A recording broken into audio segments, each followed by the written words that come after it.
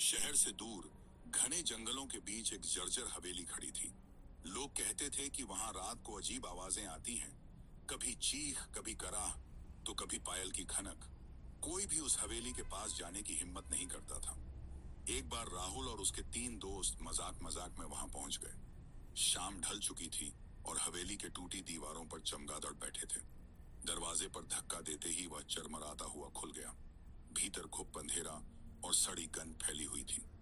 कमरे में एक पुरानी झूला कुर्सी रखी थी, ऐसा आंच फान की थी जो अपने आप हिल रही थी। राहुल ने टॉर्च की रोशनी डाली पर वहां कोई नहीं था। तभी ऊपर से कदमों की आहट सुनाई दी। सब सीढ़ियों की ओर भागे। जैसे ही वे ऊपर पहुंचे, उन्हें एक कमरे में रोशनी दिखाई दी। दरवाजा खोलते ही अंदर सफेद साड़ी पहने एक औरत खड़ी थी।